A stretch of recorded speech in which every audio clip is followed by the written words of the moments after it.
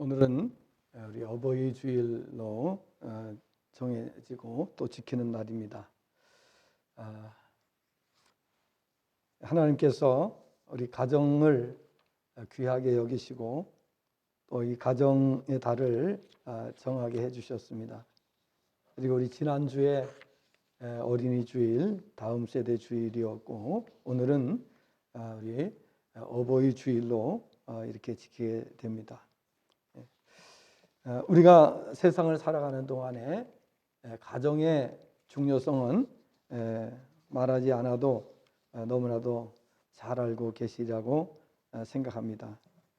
가정이 없이는 우리가 세상에 존재할 수 없고 또 우리를 낳아주신 부모님이 계시고 또 그 부모님의 희생으로 인해서 오늘의 우리가 존재하게 된다 하는 사실을 우리가 생각할 때에 우리 가정의 소중함을 늘 또 생각하면서 살아가야 될 줄로 믿습니다. 옛날에 그 가정 무용론을 주장했던 사람이 있습니다. 그 사람의 이름은 하워드 펜이라고 하는 사람입니다. 이 하워드 펜이라고 하는 사람은 가정은 우리에게 필요치 않다 이렇게 주장을 했습니다. 가정 무용론을 주장을 했습니다. 그런데 이 가정 무용론을 주장을 하면서 가정을 떠나서 방랑 생활을 했습니다. 그런데 나이가 들고 또 병이 들어서 방황하다가 파리의 어느 거리에서 숨을 거두면서 이렇게 말합니다. 내가 돌아갈 가정은 없지만 고향에 있는 공동묘지에라도 묻히게 해달라. 마지막 유언을 남기게 됩니다. 가정 무용론을 주장하던 펜이 나중에 깨닫고 그가 작시한 노래가 있습니다. 그것이 바로 전 세계인이 애창하는 노래입니다. 그 노래의 제목은 즐거운 나의 집입니다. 여러분, 가정은 없어서는 안 되죠. 가정이 없으면 내가 존재할 수 없습니다. 또 가정이 없다면 오늘의 내가 존재하지 못합니다. 혹 가정에 마음에 들지 않아서 힘들어하는 사람들도 있습니다. 왜 그렇습니까? 우리가 살고 있는 세상은 완전한 세상이 아닙니다. 우리가 살고 있는 이 세상은 타락한 곳입니다. 그래서 이 세상은 불완전하고 여러 가지로 미숙한 점이 많이 있고 그리고 우리가 살아가는 모든 삶이 고통 가운데에 진행되고 있습니다. 잘 아시는 대로 시편 90편 10절에서 우리의 연수가 70이요 강건하면 80이라도 그 한평생의 사랑은 수고와 슬픔뿐이다 라고 했습니다. 그래서 우리가 이 타락한 세상이라는 것을 이해하지 못하면 이 세상을 우리가 정말 옳게 살아갈 수가 없습니다. 불신자들은 극단적인 선택을 많이 합니다. 그 이유가 뭐냐면 이 세상이 타락한 세상이라는 것을 모르고 있기 때문에 그런 것입니다. 우리가 신앙생활을 하는 성도들은 교회에 들어오자마자 새가족반 첫 시간에 우리 인간이 타락했다는 것을 배웁니다. 그래서 기독교인이 되게 되면 우리 인간론에 대해서 배우게 됩니다. 그래서 세상이 타락했고 타락한 세상은 수고와 슬픔으로 가득 찬 곳이라고 하는 사실을 배우게 되고 그런데 그것을 해결받는 길이 무엇입니까? 예수님을 영접하고 하나님의 자녀가 되면 끝나는 것입니다. 불행이 끝나고 행복이 시작이 되는 것입니다. 예수님 안에서는 행복하지만은 예수님 안에 들어오지 못하면 행복하지 않은 것입니다. 그런데 불신자들은 이 사실을 알지 못하는 것입니다. 그래서 우리가 기독교에서 이 교리라고 하는 것을 배우게 되는데, 이 교리라고 하는 것은 원리를 말하죠. 원리. 우리가 이 세상을 살아가는 원리를 말하는 것이죠.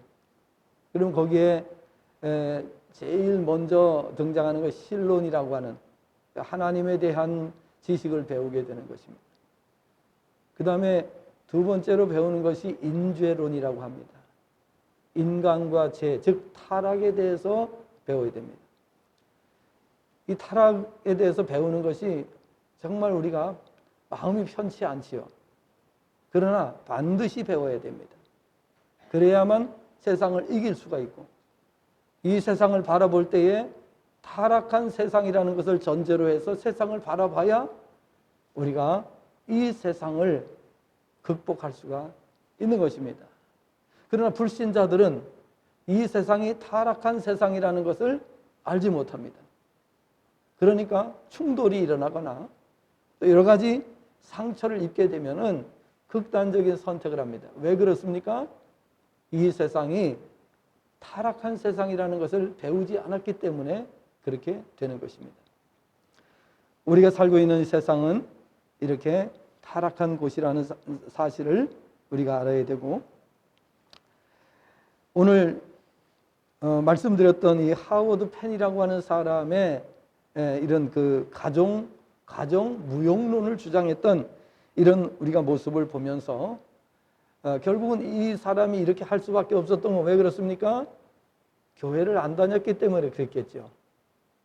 만약 교회를 다녔다면 새가족반부터 이걸 다 배워요. 새가족반에서 다 배워. 최소한도 양육반에서는 다 이거를 배우게 돼 있어요. 그런데 기독교인들은 참으로 불쌍한 사람들.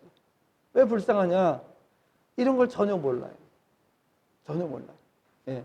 하나님에 대해서도 제대로 모르지만은 인간에 대해서도 제대로 몰라요.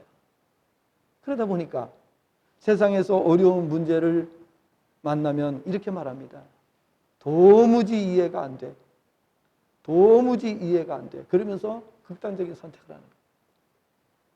도무지 이해가 안 되는 것이 아니라 우리 성경을 보게 되면은 인간이 타락했기 때문에 우리가 상상하는 것 이상으로 이 세상이 죄악된 세상이고, 이 세상은 이렇게 죄악으로 말미암아 고통 속에 살고 있다. 그러나 아무리 고통스럽다 할지라도 예수님을 영접하고 하나님의 자녀가 되면 하나님께서 모든 것을 책임져 주시고 보호해 주시기 때문에 걱정할 것이 없다. 주님 안에 있으면 여호와는 나의 목자시니 내게 부족함이 없으리로다. 이렇게 주님 안에 있게 되면은 전혀 부족함을 느끼지 않는다. 또 이 세상에 모든 근심, 걱정, 염려, 걱정할 거 없다. 왜? 빌립보서 4장 6절에 보니까 뭐라고 말씀했습니까? 아무것도 염려하지 말고 다만 모든 일에 기도와 간구로 너희 구할 것을 감사함으로 하나님께 아뢰라. 그리하면 모든 지각에 뛰어난 하나님의 평강이 그리스도 예수 안에서 너희 마음과 생각을 지키시리라. 마태복음 11장 28절에서는 수고하고 무거운 짐진 자들아 다 내게로 오라. 내가 너희를 쉬게 하리라 라고 말씀하셨어요. 그래서 우리가 주님 앞에 나오면, 하나님의 말씀 앞에 서게 되면 모든 답을 우리가 얻게 되는 겁니다. 그러나 믿지 않는 불신자들은 하나도 아는 게 없습니다.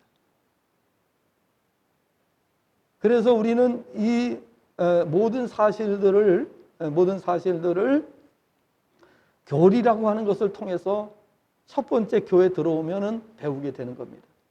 그래서 믿지 않는 사람이 왜 불쌍하느냐? 이것을 우리가 알아야 됩니다. 믿지 않는 사람이 불쌍하다는 것을 알게 되기 때문에 우리는 부지런히 전도할 수밖에 없습니다. 우리 성도님들도 제가 볼 때는 기회만 되면 전도하려고 애를 쓸 겁니다. 교회 나가야 될 사람이 보인다.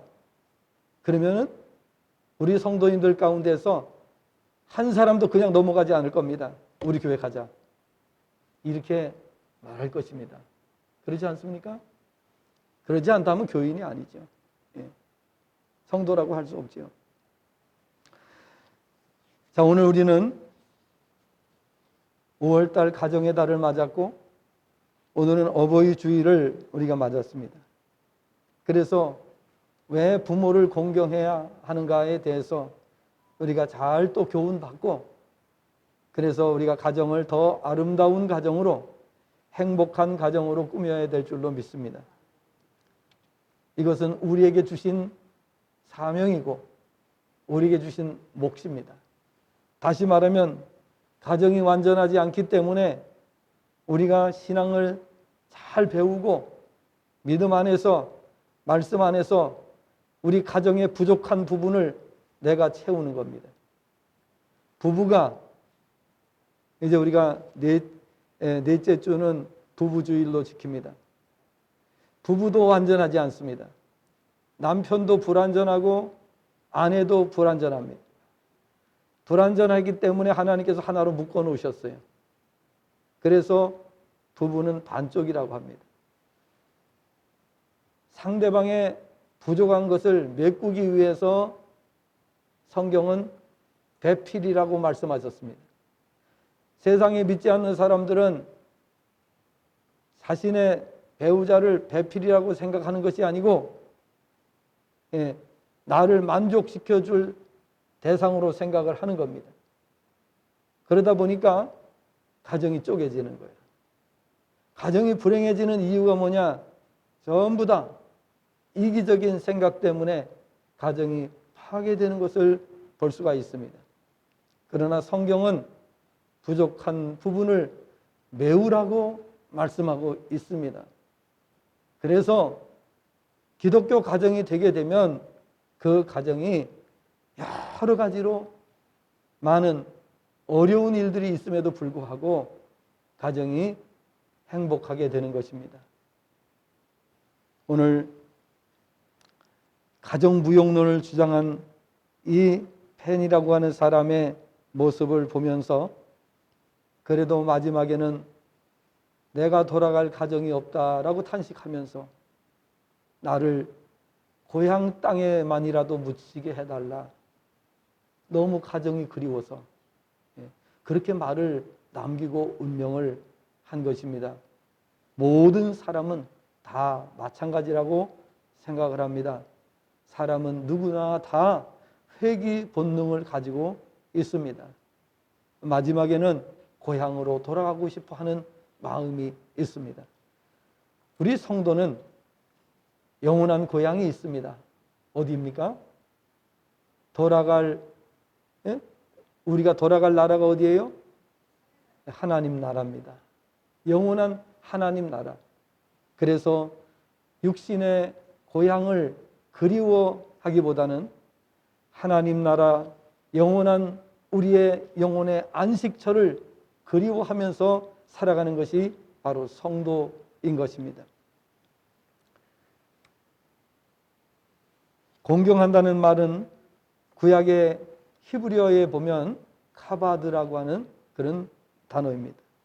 이 말은 존경하다, 명예를 주다 이런 뜻을 가지고 있고요. 또 두 가지 비중을 크게 두다, 존귀케 하다라는 뜻도 가지고 있습니다.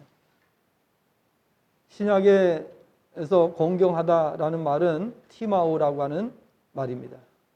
이 티마오라고 하는 말은 값을 치다, 가격을 정하다, 값을 매기다, 평가하다, 공경하다, 은혜롭게 대하다 이런 뜻입니다. 우리가 해마다 어버이 주일이 돌아오면 이 내용을 항상 우리가 짚고 넘어갑니다. 그래서 교회를 10년, 20년 설교를 듣고 나면은 어버이 공경에 대해서 확실하게 이해가 됩니다. 그러나 한두 번 들어가지고는 이해를 잘 못합니다. 그래서 우리가 이렇게 해마다 어버이 주일이 돌아오게 되면은 이렇게 원문의 뜻도 우리가 생각을 하면서 진정한 부모 공경의 의미가 무엇인지를 배우게 되는 것입니다. 왜 하나님께서는 부모를 공경할 것을 명령하셨을까요? 명령이라고 하는 말은 잘 아시는 대로 선택의 여지가 없습니다. 반드시 이행해야 되기 때문에 명령이 떨어지는 것입니다. 하나님께서 부모 공경을 명령하셨습니다. 그러니까 선택하면 안 됩니다. 해도 되고 안 해도 되고, 마음에 내키면 부모 공경하고 마음에 안 내키면 부모를 공경하지 않는 것이 아니라 하나님께서 명령을 하셨습니다.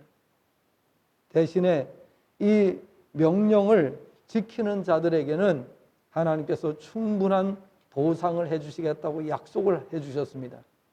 그래서 효도하는 가정치고 가난한 가정이 없습니다.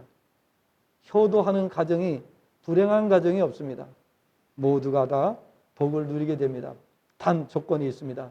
주님 안에 있을 때 그렇습니다.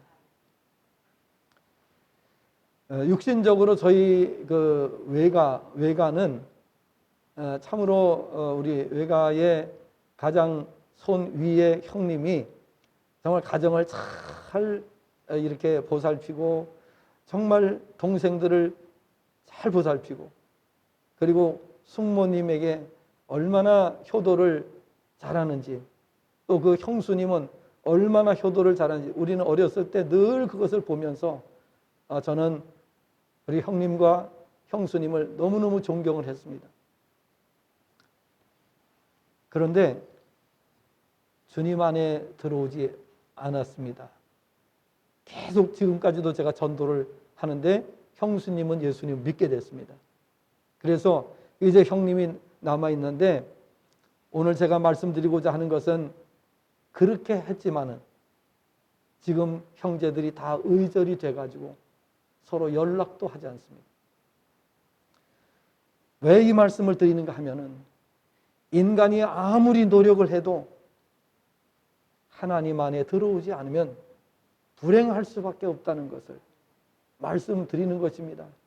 아무리 효도하고 아무리 동생들을 아우들을 잘 챙기고 그렇게 해도 결국에는 의절이 돼서 만나지도 않고 세상에 결혼식을 하는데, 자식들 결혼식 하는데 결혼식에도 참여하지 않는,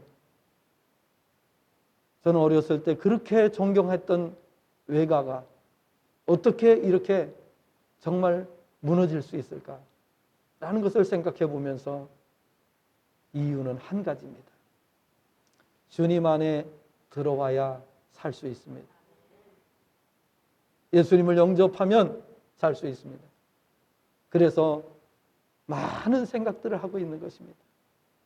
그리고 많은 이제 우리 외사촌들, 이제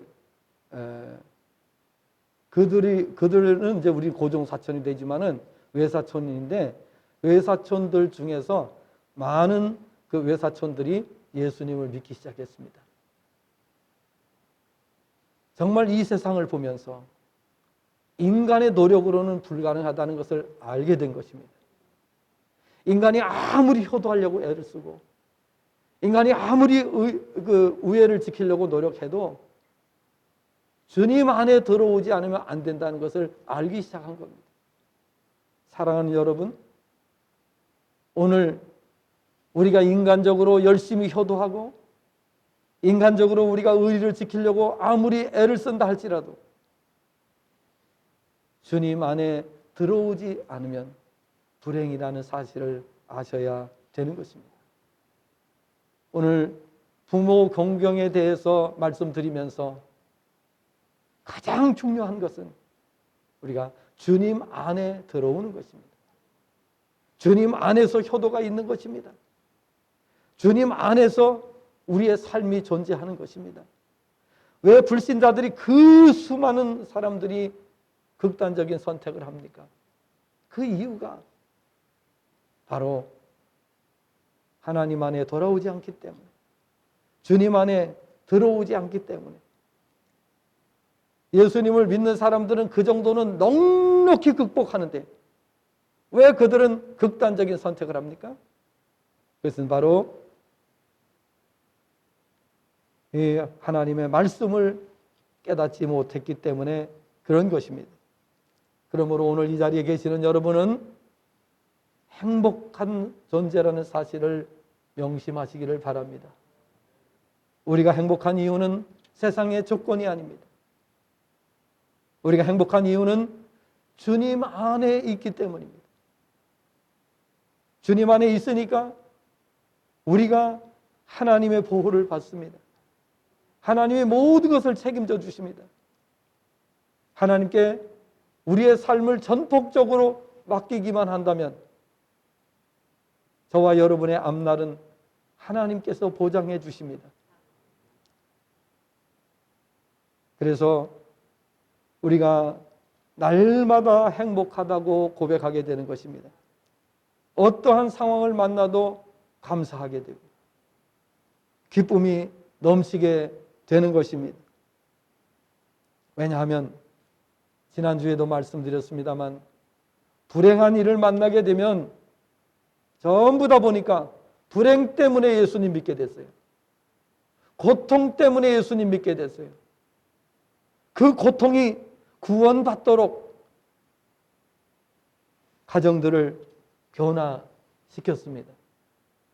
그리고 그 고통 가운데 온전히 주님을 붙들었을 때에 그 가정들이 모두가 다 복을 받은 것을 보게 되는 것입니다. 하나님께서 왜 부모를 공경하라고 명령하셨습니까?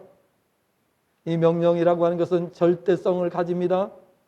그 이유가 무엇인지에 대해서 우리가 교훈받도록 하겠습니다. 첫째로 부모 공경을 명령하신 이유에 대해서 우리가 함께 교훈받도록 하겠습니다. 부모 공경이 모든 인생에게 있어서 하나님을 섬기는 것 다음으로 중요하다는 사실을 성경은 말씀하고 있습니다. 하나님께서는 우리 인간이 지켜야 할 가장 중요한 계명을 10가지로 말씀하셨습니다. 그것을 우리는 10계명이라고 말합니다. 1계명부터 4계명까지는 하나님을 사랑하라, 하나님을 잘 섬기라는 계명입니다. 그 다음에 5계명부터 10계명까지의 내용은 인간을 사랑하라 라고 하는 그런 계명입니다. 그런데 이 인간을 사랑하라고 하는 계명 가운데 제일 첫 번째 계명이 5계명입니다. 이 5계명에 내 부모를 공경하라 라고 말씀합니다. 그런데 놀라운 것은 6계명부터 10계명까지에는 없는 것이 이 5계명에 들어있어요. 이 5계명에는 무엇이 들어있는가? 6계명부터 10계명까지 없는 것, 하나님께서 복을 약속하신 거예요. 복을 약속하셨어요. 그래서 약속하셨어요. 그래서 5계명을 가리켜서 약속 있는 첫 계명이다, 이렇게 말씀한 겁니다. 부모에게 효도하면 가난한 가정이 없습니다. 부모에게 효도하면 가난으로부터 벗어나는 하나님의 복을 누리게 됩니다. 그뿐만이 아니라 장수하는 복까지 받게 됩니다. 사람들은 오래 사는 것을 불행이라고 생각하는 분들이 있습니다. 많은 어르신들 제가 대하면서 너무 오래 살아가서 지긋지긋해서 못 살겠어요. 빨리 죽게 축원 좀 해주세요, 이런 분들이 계세요. 왜 그렇습니까? 삶이 너무 힘들기 때문에. 그러나 우리가 부모를 공경하고 주님 안에 거하는 분들은 어떻게 돼요? 여러분 텔레비전에 나오시는 분 여러분 아시죠? 김형석 교수님이라고 하는 분이 계세요. 여러분 아십니까? 네, 김형석 교수님이라고 하는 분이 지금 100세가 넘으셨어요. 그런데 100세가 넘으신 그분이 지금 많은 학교에 다니면서 강의하시고 또 많은 곳에 불러다니면서 강의를 하시는 것을 볼 수가 있어요. 100세가 넘으셨지만은 굉장히 행복하게 노년을 사시는 것을 볼 수가 있어요. 제가 만나 뵀던 어르신들 가운데에서 100세가 넘으신 분들이, 예수님 믿지 않는 분들은 전부 다 정말 그분들이 힘들어합니다. 살아가시는 자체를 힘들어하시고 그랬어요. 그러나 우리가 예수님 안에서 믿음을 지키면서 살아가는 사람들은 나이에 상관없이 행복한 줄로 믿으시기 바랍니다. 그래서 오래 살고 짧게 살고가 문제가 아니라 짧게 살면 짧게 살아도 행복하고 길게 살면 길게 살아도 행복한 것이 하나님 안에 거하는 성도인 줄로 믿습니다. 하나님께서는 우리에게 왜 부모 공경을 명령하셨습니까? 그렇게 하면은 일평생 복을 주시겠다라고 말씀하셨어요. 그 복은 두 가지예요. 모든 일에 잘 되게 해주시겠다. 자녀도 잘 되게 해주시고 사업도 잘 되게 하시고 직장 생활도 잘 되게 하시고 공부도 잘 되게 하시고 하는 일마다 잘 되게 하시는 것이 효도하는 가정에서 일어나는 기적입니다. 그리고 장수하는 복을 누리게 되는 것입니다. 그러면 우리는 왜 부모를 공경해야 됩니까? 왜 효도를 해야 됩니까? 몇 가지 이유를 말씀을 드리면 하나님께서 부여하신 권위 때문인 것입니다. 부모는 우리가 선택하는 선택권이 없습니다. 부모는 하나님께서 정해 주시는 것입니다. 나의 부모가 되는 권위는 아무에게나 주어지지 않고 절대자이신 하나님께서 지정하실 때만 가능한 일입니다. 결코 아무나 나의 부모가 되지는 않는다는 것입니다.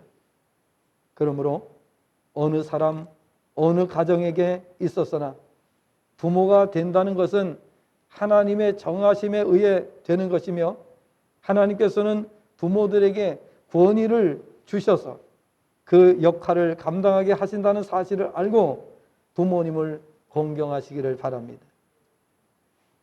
구약시대에 하나님의 대리권을 부여받은 분들을 왕, 제사장, 선지자였습니다. 그런데 왕, 선지자, 제사장이 있기 전에는 그 역할을 부모님이 하셨습니다. 종교개혁자 마틴 루터는 부모를 하나님의 대리자라고 했습니다. 두 번째로 부모의 역할 때문입니다. 우리가 왜 부모를 공경해야 되느냐? 부모님 역할, 낳으시고 기르시고 온갖 희생을 아끼지 않으신 분, 세상에 유일하게 부모님입니다. 부모가 아닌 사람이 나를 낳을 수가 없어요. 부모가 아닌 분이 나를 기를 수가 없어요. 부모처럼 나를 키울 수가 없습니다. 그리고 부모처럼 희생할 수가 없습니다. 부모는 진정한 마음으로 자식을 위해서 희생합니다. 부모가 아닌 사람도 희생할 수 있습니다. 그러나 부모처럼 희생할 수는 없는 것입니다. 그것은 오롯이 부모의 역할인 것입니다. 나의 부모님이셨기 때문에 하실 수 있는 일이었지, 남의 부모는 돈을 주고 하라고 해도 할 수가 없는 일입니다. 물론 부모님이라고 해서 완벽하다는 것은 아닙니다.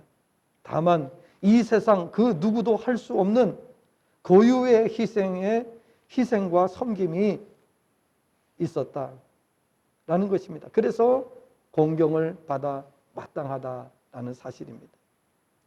세 번째로는 세상의 타락 때문입니다. 성경을 보면 우리가 살고 있는 이 세상은 타락하여 멸망을 향해 달려가고 있으며 종말이 다가올수록 이 세상은 점점 타락의 길을 가게 될 것이라고 말씀합니다. 지금 사회 분위기는 윤리와 도덕이 무너지면서 어른을 공경하는 사회 분위기가 점차 사라져가고 있습니다. 나밖에 모르는 사회가 되어가고 있습니다. 어떤 분이 글을 올렸습니다. 체육관 관장을 한다는 어떤 분이 글을 하나 올렸는데 소개를 해드리겠습니다. 제목은 체벌이 사라진 나라라는 글입니다. 아동학대죄가 선포된 후에 요즘에 이제 아동학대가 이제 없어졌어요. 학교나 학원 등 체벌이 전혀 이루어지지 않고 잘못을 봐도 못 본 척 넘어가야 한다. 요즘 초등생들 의식과 생활 성격과 품성이 엉망진창이다. 미래가 암울하다. 어른이나 선생이 조금만 싫은 소리하면 대들고 욕하고 성질내고 대꾸하기가 일수다. 난 몇 년간 체육관 운영하면서 아이들과 함께 하면서 그들의 의식과 성격을 통찰했다. 한마디로 답이 없고 개판이다. 관생으로 온 그들은 관장에게 갑질하고 대들고 말대꾸하고 예의라고는 없는 녀석들이 상당수였다. 갑질이란 내일부터 체육관 안 오겠다, 끊겠다 협박을 하고 감정을 표출하고 바로 집으로 가버리고 지멋대로다. 폰게임에 모두가 중독되어 있고 암울한 상황이다. 이렇게 되기까지 사회, 학교, 가정의 학부모들의 교육에 대한 무지와 그것의 결과물이다. 난 자녀들을 키웠다. 초등 때와 중등 때까지 체벌을 강과 약으로 정해놓고 시켰다. 결과는 의외로 좋았다. 체벌 없는 이 나라 교육이 망가지고 무너졌다. 대한민국 미래는 이미 망했다라고 해도 과언이 아니다. 관장인 지도자에게 가운데 손가락 욕을 서슴지 않고 말도 듣지 않고 골아픈 녀석들 한둘 아니다. 저놈들이 군대에 가면 군대는 당나라 군대가 되고 저놈들이 어른이 되면 이 나라가 어찌 될 것인가 하는 걱정이 앞선다. 효사상, 어른에 대한 공경심 등 전혀 없는 저들의 미래의 사회는 참담하기 짝이 없다. 대한민국 미래는 참으로 어둡다라는 글이었습니다.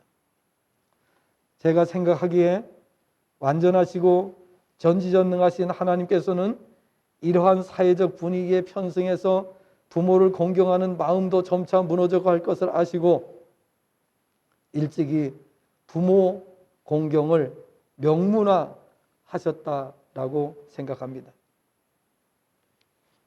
크게 두 번째로 부모 공경의 방법에 대해서 말씀을 드립니다.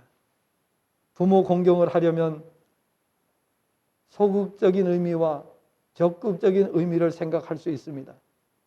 소극적인 의미에서 부모를 멸시하거나 조롱하거나 저주하지 말아야 한다는 것입니다.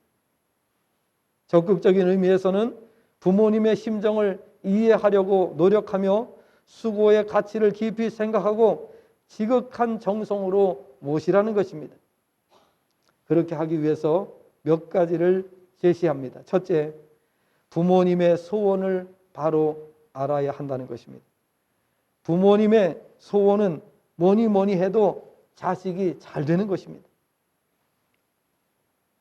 그러므로 무엇보다 자신이 잘 되는 것이 부모님께 효도하는 것입니다. 잘 되려면 육신보다 영혼이 잘 되도록 해야 합니다. 영혼이 잘 돼야 육신도 잘 되고 강건하기 때문이라고 성경은 말씀하고 있습니다. 성도에게 있어서 잘 되는 길은 영혼이 잘 되고 범사가 잘 되고 강건해지는 것이라는 사실을 우리가 알아야 합니다. 그리고 부모를 공경하는 가정, 하나님을 경외하고 부모님을 공경하는 가정은 가난하지 않습니다. 일체 가난이 없습니다. 하나님께서 책임져 주십니다. 자녀들을 복된 길로 인도해 주십니다. 가정이 대를 이으면 이을수록 점점 더 번성하게 되고 점점 더 크게 되는 것을 보게 될 것입니다. 그래서 하나님을 섬기는 것이 중요한 것입니다. 두 번째는 부모님께 주 안에서 순종하라는 것입니다. 에베소서 6장 1절을 보면 자녀들아 주 안에서 너희 부모에게 순종하라 말씀합니다. 순종의 기준입니다. 그 기준은 바로 주 안에서 순종하라는 것입니다. 말씀 안에서 순종해야 한다는 것입니다. 말씀 안에서 순종해야 자신도 살고 가정도 살리고 가문도 살리고 세상을 살릴 수 있기 때문인 것입니다. 세 번째, 근심시켜 드리지 말라는 것입니다. 부모님이 언제 근심하십니까? 자식이 잘못될 때 근심합니다. 믿는 부모는 자식이 믿음으로 살지 않을 때 근심합니다. 다른 거 다 소용없습니다. 믿는 신앙이 좋은 부모는 자식들이 신앙생활 잘하는 거 그 한 가지를 바랍니다. 세상에서 출세하고 세상에서 성공하고 세상에서 잘 사는 거, 그거는 신앙이 있는 다음입니다. 그것을 먼저 바라는 가정은 불행한 가정입니다. 예수님께서 말씀하셨습니다. 마태복음 6장 33절에서 너희는 먼저 그의 나라와 그의 의를 구하라. 그리하면 이 모든 것을 더하시리라. 믿습니까? 이 말씀이 믿어진다면 우리가 정말 먼저 신앙, 먼저 하나님을 경외하도록 하고 부모를 공경하도록 해야 되는 거예요.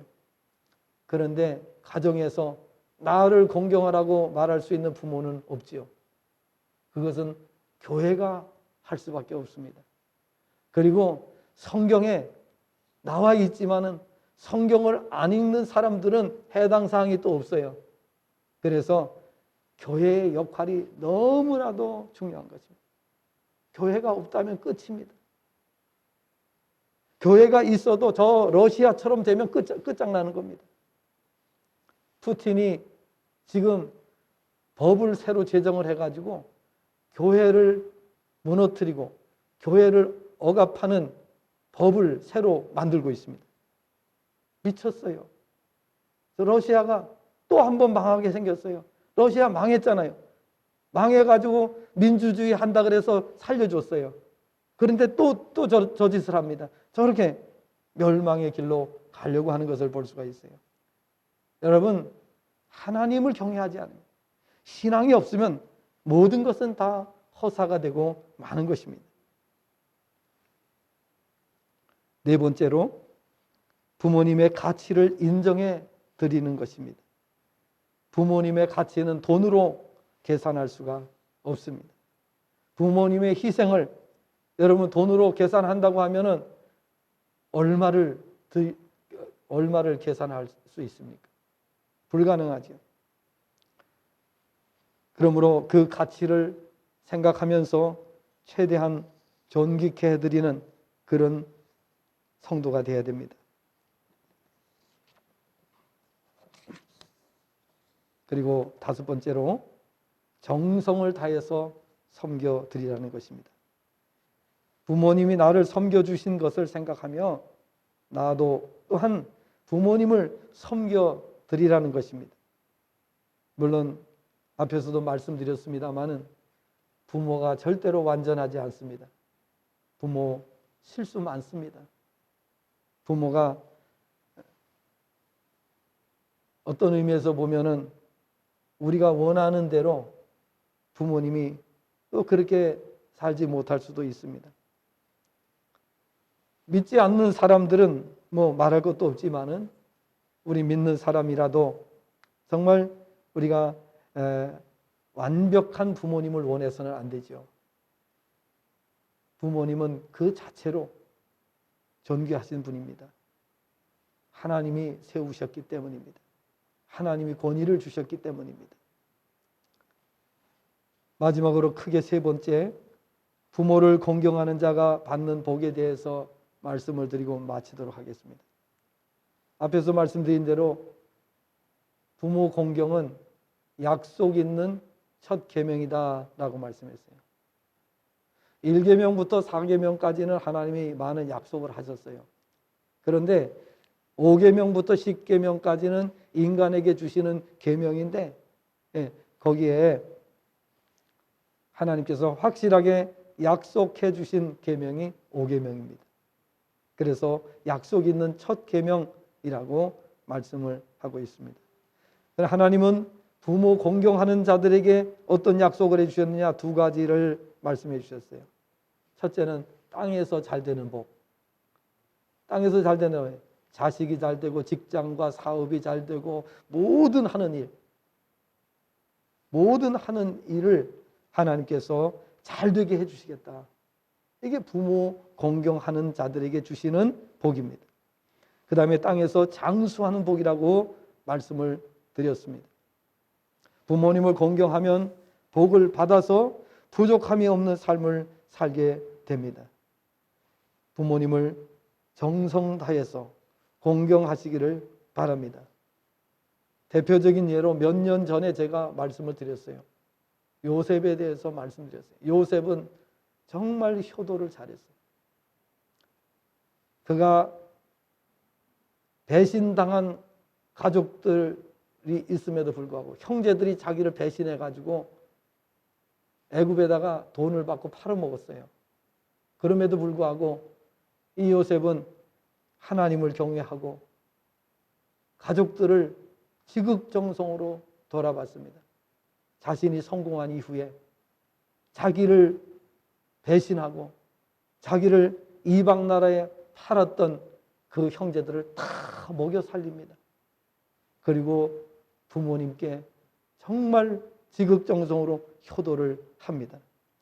그런 요셉이 하나님께서 복을 주셨습니다. 그래서 이 요셉은 애굽의 총리가 되고 그리고 애굽의 2인자가 됩니다. 그리고 세상에서 정말 위대한 사람이 된 것을 볼 수가 있습니다. 우리가 위대한 사람이 되지 못하는 것은 너무나도 우리가 이기적인 생각에 빠져 있기 때문에 그런 것입니다. 위대한 사람은 남을 위해서 크게 희생하는 사람이 위대한 사람인 것입니다.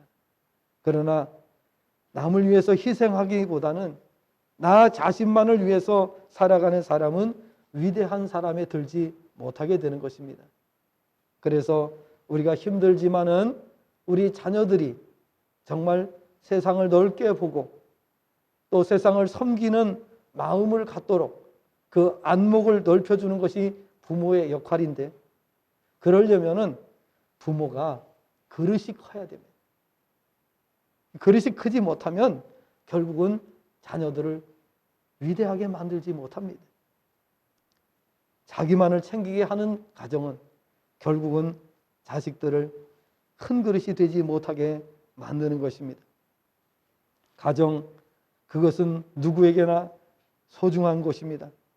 가정의 소중함을 아는 사람들은 가정을 통해서 성장하고 성숙하게 되고 가정을 통해서 배우고 꿈을 이루고 행복을 찾게 됩니다. 하나님께서는 우리 모두에게 가정이라는 선물을 주셨습니다. 주신 가정을 행복하게 만드는 것은 우리 모두의 몫입니다. 하나님을 잘 섬기고 그 다음으로 부모님을 공경하는 것이 복을 누리는 길입니다. 가정 행복의 지름길입니다. 하나님을 잘 섬기시고 부모님을 공경함으로 이 땅에 사시는 동안에 잘 되고 장수하는 복을 누리는 성도가 되시기를 주님의 전함으로 축복합니다. 기도하겠습니다.